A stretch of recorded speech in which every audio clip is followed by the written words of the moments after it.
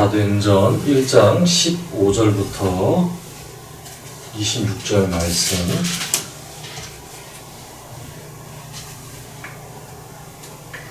다 찾았으면은 돌아가면서 한 절씩 읽고 마지막 26절은 함께 읽도록 하겠습니다.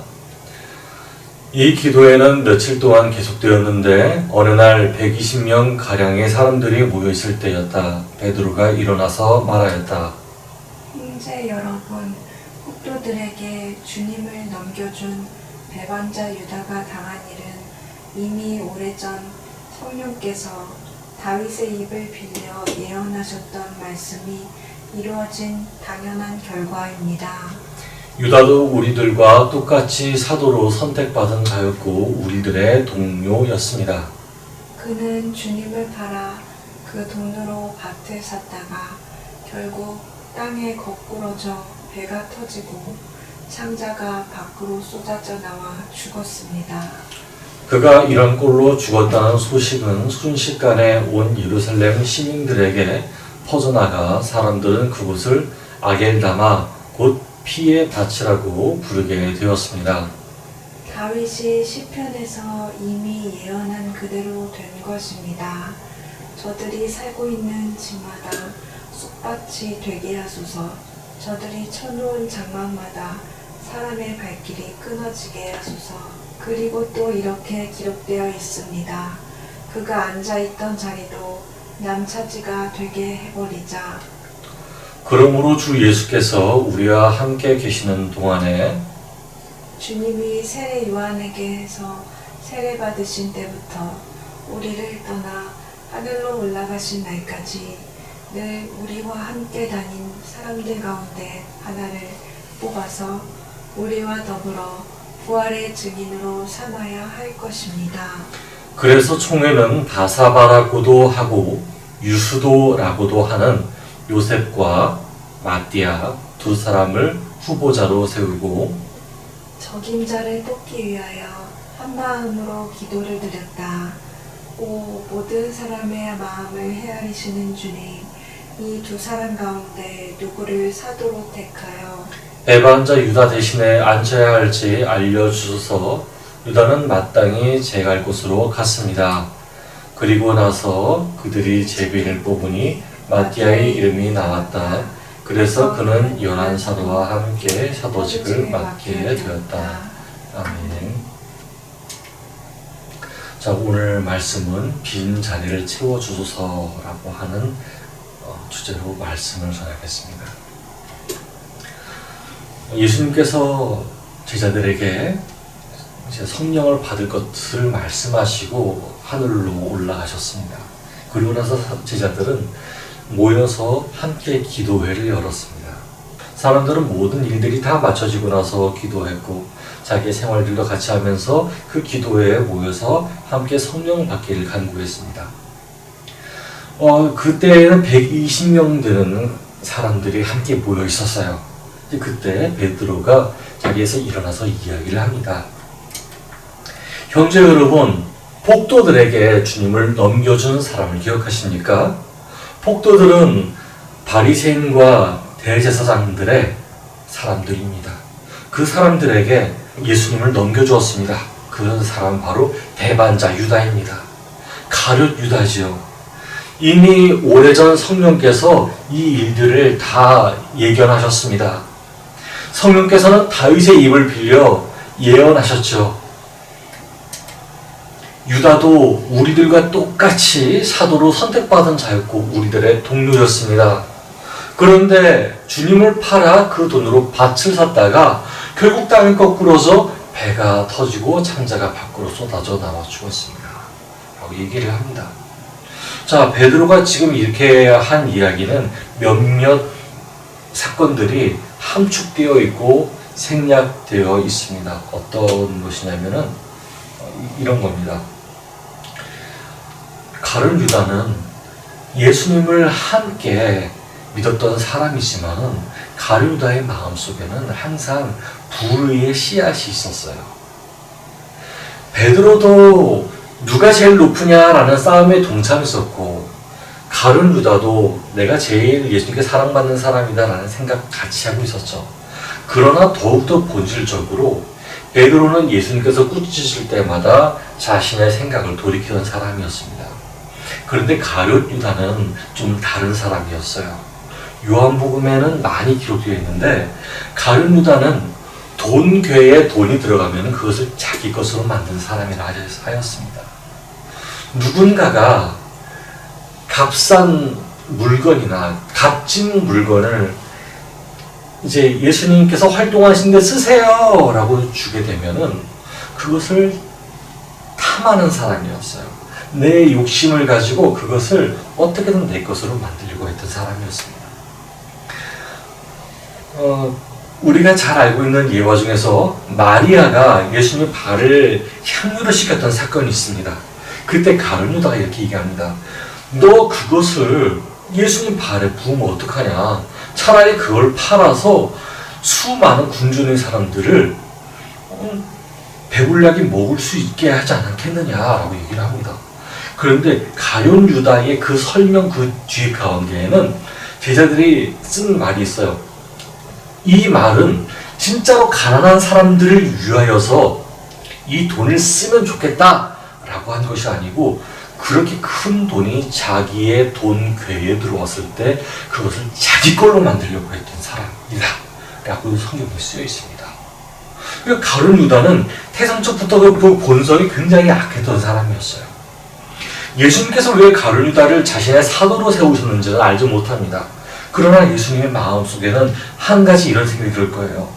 내가 모든 악인들을 다 사랑하는데 가룟 유다와 같이 선천적 본성이 악한 사람이라 할지라도 내 이야기를 듣고 내가 하는 것을 보고 그 마음이 변화되어서 하나님의 진실한 사도로 있었으면 좋겠다 라고 하는 게 예수님의 마음이었던 것 같아요. 그런데 가룟 유다는 그 마음을 버리지 못했어요. 예수님을 은 30에 팔아버렸습니다. 마지막에 가룟 유다가 내가 무고한 피를 흘렸도다 얘기를 하고 스스로 자결을 합니다. 가룟 유다는 자기 자신에 대한 후회스러움을 항상 느낍니다. 그런데 성경에서 말하는 것은 가룟 유다가 자살만 하지 않았더라면 이 아니고 끝까지 그의 욕심을 가지고 예수님까지 팔아넘긴 사람이었다라는 것에 초점을 맞춥니다. 가룟 유다는 천국에 갔을지 지옥에 갔을지 저는 알지 못합니다. 그러나 가장 중요한 것은 마지막 기회가 되었을 때에 예수님께서 부활하셨을 때에 그때 예수님 제가 정말 잘못했어요 하고 회개할 수 있는 사람이 아니고 그냥 자신의 죄에 쫓겨서 휘둘렸던 사람이 가룟 유다라고 봅니다.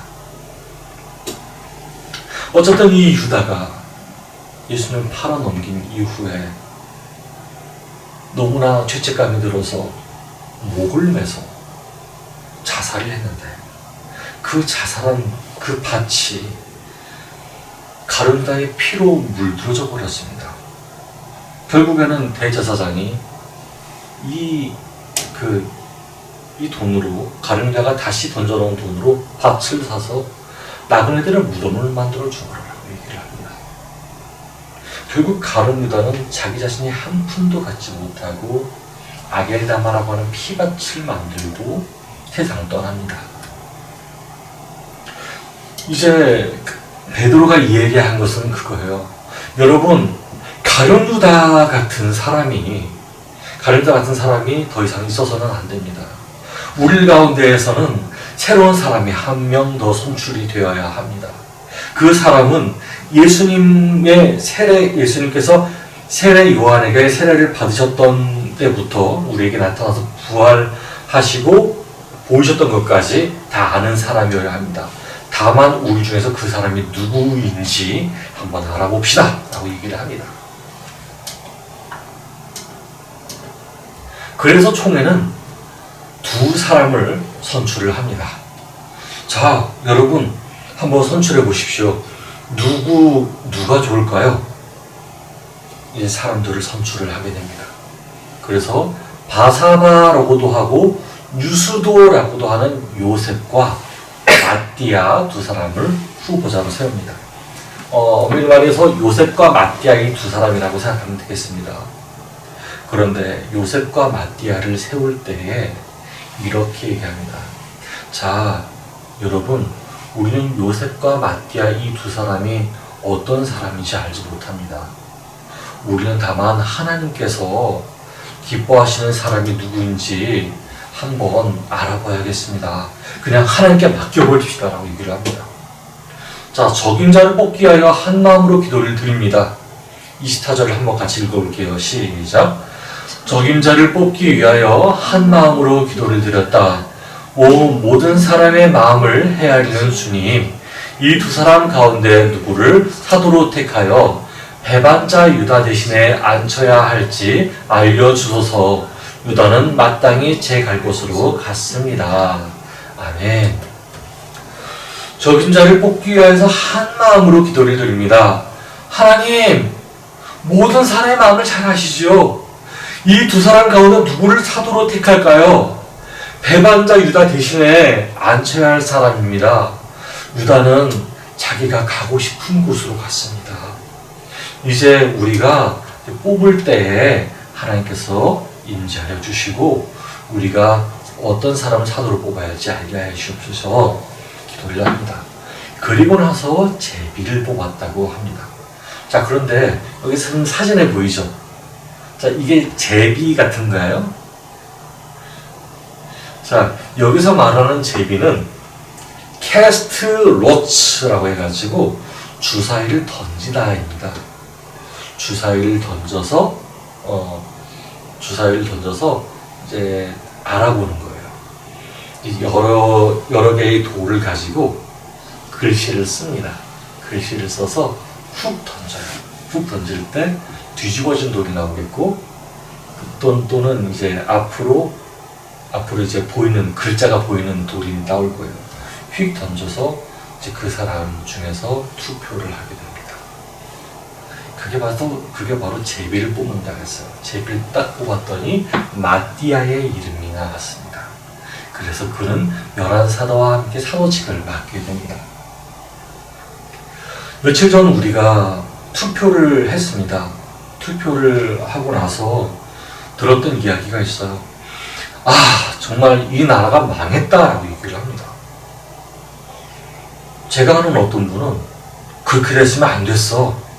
그렇게 됐으면 안 됐어. 투표라도 그 사람이 됐어야 했어 라고도 얘기를 합니다.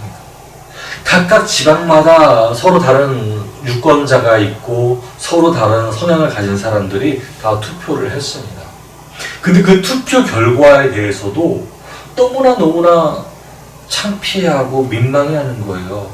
아, 그 사람 되면 안 됐었는데, 그렇게 되면 안 됐었는데 라고 얘기를 합니다. 제가 그 이야기를 듣고 어떤 생각이 들었을까요? 이미 뽑혀진 거 우리가 기도하면 되지 않나라는 생각이 들었습니다. 저는 그 사람이 누군지 몰라요.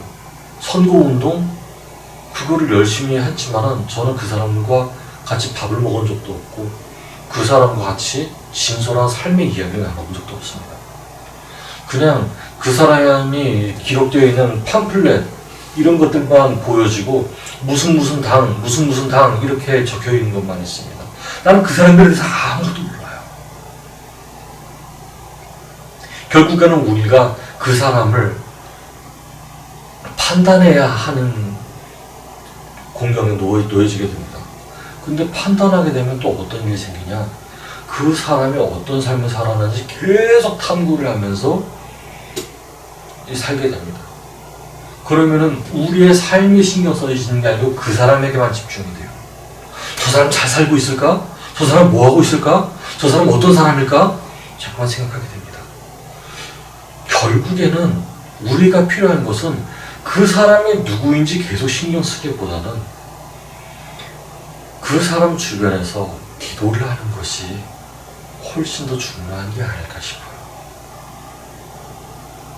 쫓아다니면서 도치어 살고 다니면서 저 사람 뭐 하는 사람인지 알아보기보다는 오늘날 기독교인들에게 하나님께서 주신 메시지는 너희가 그 사람을 뽑았을 때 너희가 하나님께 기도하고 뽑았지, 너희가 좋아하는 유권자가 아니고 진짜 하나님 나라를 위하여서 뽑았지, 그렇다면 나에게 맡겨. 그럼 내가 알아서 할 거야. 왜 네가 정치인이 되려고 하니? 왜 네가 그 모든 것을 다 이루려고 해? 아니야, 그거 내버려둬. 내가 알아서 할 거야. 제비는 이미 뽑혀졌어요. 그 사람은 사도는 아니에요.